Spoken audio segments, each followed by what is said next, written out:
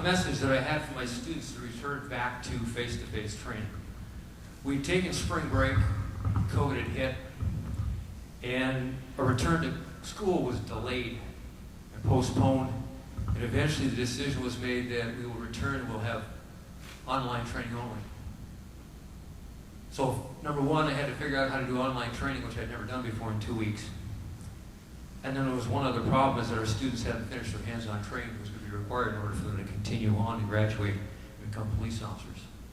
So we contacted the governor's office and said, listen, we've already got a critical shortage of police officers in Minnesota, just like everywhere else. And we said if this gets delayed, it's going to increase that shortage.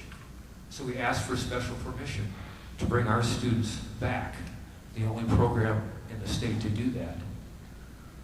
On what would have been their graduation day, I said that COVID hit us like a sucker punch. When you get a sucker punch, you got two choices. You can fall to the ground, curl up, and hope the bad thing goes away, or you can get your hands up and get in a fight. And what follows is not what you planned. And it won't be pretty, but you stay in the fight.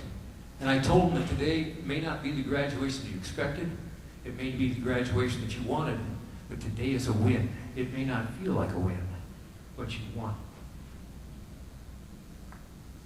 I got up one morning and I was looking at social media and I saw a cell phone video out of Minneapolis entitled "In Custody Death." And I watched the video. I didn't have the sound turned on. And I thought, well, I'm going to take a look at that later on today. And I went to work and the phone rang.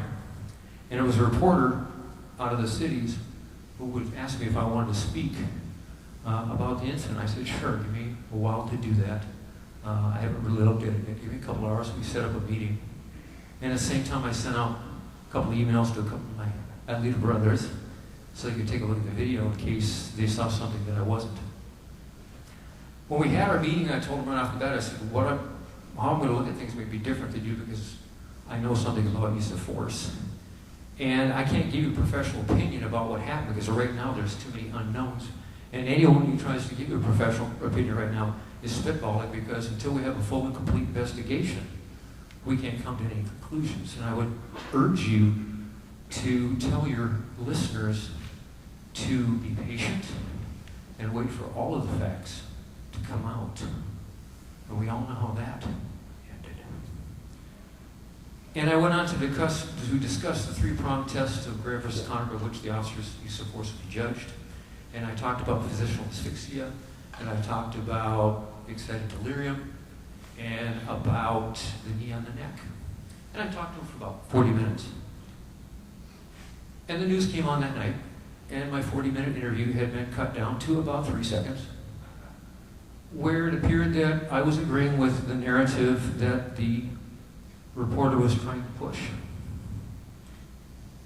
And we watched the protest grow. And we watched the protests turn into riots. And we watched our cities burn. And I have grown tired of our profession being constantly under attack by the media and politicians who want to vilify us and demonize us. And things became even more personal when there were calls on social media to burn our training facility to the ground. And I've had that discussion with myself, as I'm sure many in this room have, of whether or not I want to continue doing what I'm doing. And I've had that discussion on and off, along with everything else going on with COVID. And I know for a fact that I cannot control what the media and the politicians say and do. And I certainly can't control what COVID does. All I can control is how I choose to respond. 2 days after the Floyd incident, 75 people walked in our front door to begin our summer program to become police officers. 73 finished the course. In January, I traveled to Phoenix to watch my nephew graduate from the police academy. And I told him, you've always been my nephew, but now you are my brother.